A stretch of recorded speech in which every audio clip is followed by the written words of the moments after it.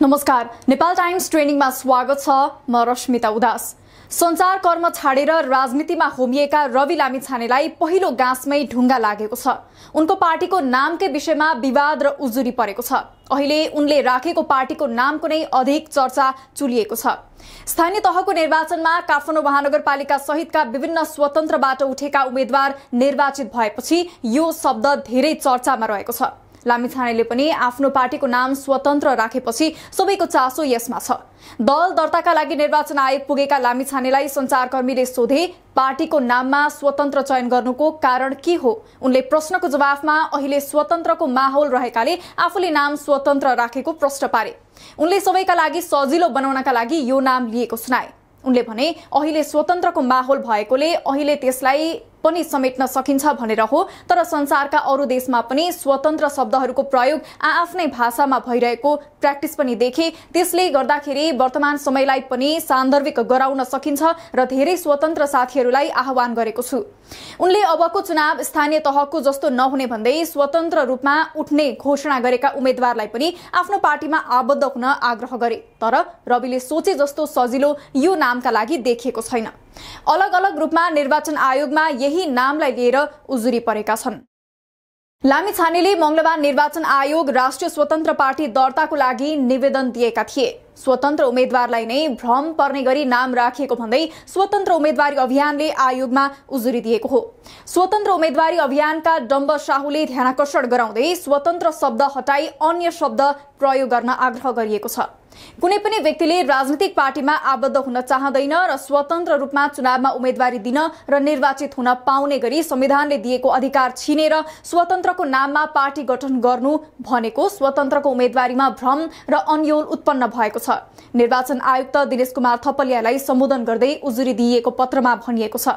स्वतन्त्र उम्मेदवारीको तयारी गरेका वास्तविक स्वतन्त्र व्यक्ति समूह संस्थालाई गम्भीर आघात पुगेको बताइएको छ।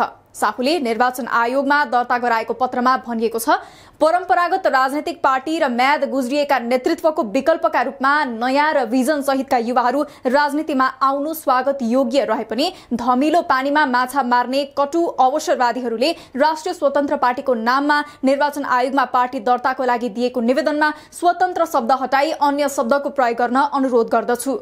डम्बर साहुले स्थानीय निर्वाचन भन्दा 8 महिना अघि स्वतन्त्र उम्मेदवारी अभियान गठन गरेका हुन्। काठमाडौँमा बालेन्द्र शाहलाई जिताउन भूमिका खेलेको यस अभियानले आगामी असार 17 र 18 गते काठमाडौँमा राष्ट्रिय भेलाको आयोजना गर्दैछ। स्वतन्त्र उम्मेदवारी अभियानले बुटवल, इटहरी, दमक लगायतका स्थानमा भेला आयोजना गरी सुझाव संकलन गरिसकेको छ।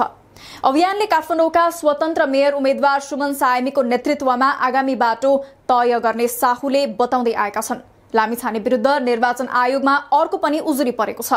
स्वतन्त्र उम्मेद्वारको विमति राख्दै काभ्रेमा गोकुल बास्कोटासँग निर्वाचन लड्ने घोषणा गरेका मनोज पण्डित, विश्व साइकल यात्री पुष्कर शाह, राष्ट्रिय पोशाक अभियानका अभियन्ता राजकुमार बजगाईले प्रमुख निर्वाचन आयुक्त दिनेश कुमार थपलियालाई उजुरी पेश गरेका हुन्।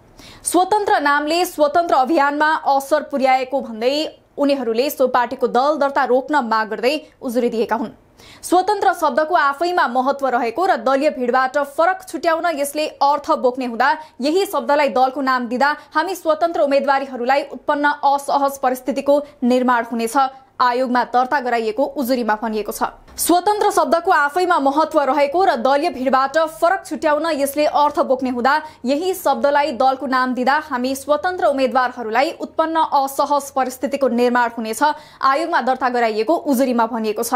स्वतन्त्र शब्दको अर्थकै अपव्याख्या हुने अवस्था भएकाले उक्त दलको नामको विषयमा श्रीमानले गहन विश्लेषण गरी निर्णय लिन हुन अनुरोध गर्दछौं। राष्ट्रिय स्वतन्त्र पार्टीको नामलाई लिएर यसअघि एमाले नेता सूर्य थापाले समेत निर्वाचन आयोगले यो नाम दिन नहुने मत राखेका थिए। नेकपा एमाले पोलिट ब्युरो सदस्य समेत रहेका थापाले सामाजिक सञ्जाल फेसबुक मार्फत स्वतन्त्र पार्टी गठन गरिने कानून विपरीत भएको बताएका छन्। कानून त स्वतन्त्र उम्मेदवारी व्यक्तिको सार्वभौम अधिकार हो। व्यक्तिले दलमा लाग्दिन भनेर स्वतन्त्र रूपमा निर्वाचन लड्न र जित्न पाउने गरी कानूनले सुरक्षित गरेको अधिकार छिनेर स्वतन्त्र पार्टी गठन गरिनु कानून विपरीत हो, उनले लेखेका छन्। स्वतन्त्र उम्मेदवारीमा नै भ्रम र अन्यल उत्पन्न हुने गरी कसैले पनि पार्टी बनाउन खोज्छ भने निर्वाचन आयोगले दर्ता गर्न नहुने उनको भनाइ छ। यही नामलाई लिएर सामाजिक सञ्जालमा अब स्वतन्त्र समेत भन्न नपाइने भयो भन्नेहरूको संख्या पनि उल्लेख्य देखिन्छ। लामिछानेले पार्टी घोषणा गर्दै चुनाव चिन्ह घण्टी प्रस्ताव गर्नु अनि पार्टी घोषणा गर्नु अघि पशुपति क्षेत्रमा पुगेको विषयलाई लिएर यो पार्टी हिन्दू धर्मप्रति लचिलो हुने त होइन भनेर प्रश्न समेत उठेको छ।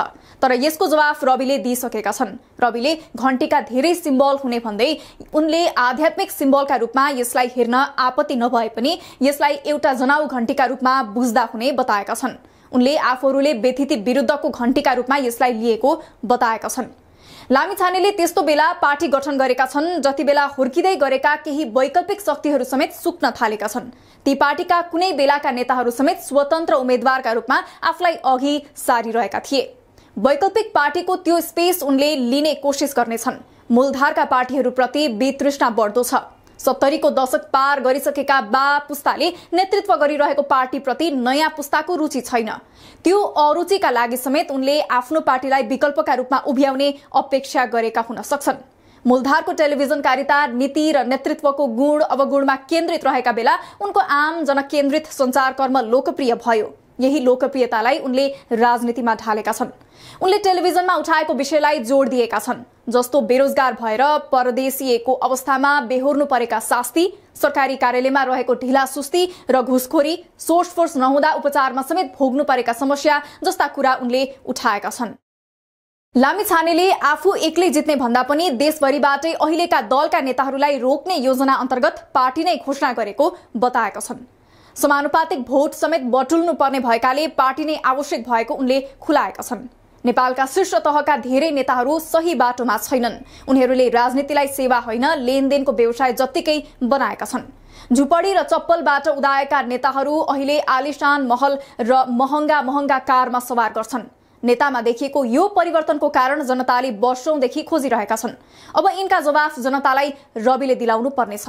रविले भ्रष्टाचार, नातावाद, कृपावादको विरोध गरेका छन्। उनले आदर्शको कुरा धेरै गरेका छन्। उनको यही आदर्शवादबाट प्रभावित समूह पनि बाक्लो छ। यही रफ्तारमा अघि बढे रविलाई फेस गर्न अन्य पार्टी प्रतिस्पर्धीलाई हम्मे पर्ने देखिन्छ। रविहरूकै कारण अब अरू दल र नेताहरू पनि बदलिन बाध्य बन्नेछन्। तर रविले हिजोका उज्जवल थापा, पुकार बम, रञ्जु दर्शना, मिलन पाण्डेहरूका कदमबाट पाठ सिक्न जरुरी छ। यस्तै सन्देशसहित रविन्द्र मिश्रले पनि बधाई दिँदै रविलाई सुझाव दिइसकेका छन्। नयाँ पार्टी मार्फत जनताको अवस्था परिवर्तन गर्ने अभियानमा रवि होमिएका छन्। हिजो आरोप प्रत्यारोपमा उत्रिने रविले अब तिनको सामना गर्नुपर्नेछ, आलोचना सुन्नुपर्नेछ अनि स्वतन्त्र रूपमा विभिन्न क्षेत्रमा उठ्ने तयारी गरिरहेका योग्य र सक्षम युवाहरूको लागि सहज बाटो खोल्नुपर्नेछ। पार्टीको नामका विषयमा सुरुवातमै देखिएको स्वतन्त्रको लडाईँलाई चिर्दै रविले पुरानै पार्टीमा देखिने जस्ता राजनीतिबाट पार्टीलाई मुक्त गर्नुपर्नेछ। स्वतन्त्र रूपमा उम्मेदवारी दिने योजनामा रहेकाहरूलाई पार्टीमा स्वागत गर्न आतुर रहेका रवि विरुद्ध नै स्वतन्त्रहरू उभिसकेका छन्। यो चुनौतीलाई रविले कसरी चिर्लान्? कसैले म स्वतन्त्र हुँ भन्यो भने स्वतन्त्र नै बुझिन्छ कि रवि लामिछानेको पार्टीको सदस्य? स्वतन्त्र शब्दले बुझाउने तटस्थ निष्पक्षलाई कसरी परिभाषित गर्ने? विचारसहितको कुनै पनि दल कसरी स्वतन्त्र हुन्छ? रवि लामिछाने सभापति रहने राष्ट्रिय स्वतन्त्र पार्टीलाई आधिकारिकता दिनु अघि निर्वाचन आयोगले त विचार पुर्याउला नै। यस विषयमा तपाईको विचार के छ? रवि नेतृत्वको पार्टी स्वतन्त्र नै ठीक छ कि नाम परिवर्तन गर्नुपर्छ? आफ्ना विचार अवश्य व्यक्त गर्नुहोला। ताजा खबरहरूका लागि नेपाल टाइम्सको अनलाइन पोर्टल www.nepaltimes.net मा पनि गएर हेर्न सक्नुहुनेछ। यसैगरी हाम्रो युट्युब च्यानल र फेसबुक पेज पनि अवश्य भिजिट गर्नुहोला। तपाईले गर्नुभएको लाइक, कमेन्ट, शेयर र सब्स्क्राइबका लागि धेरै धन्यवाद। नेपाल टाइम्स हेर्दै गर्नुहोला। नमस्कार।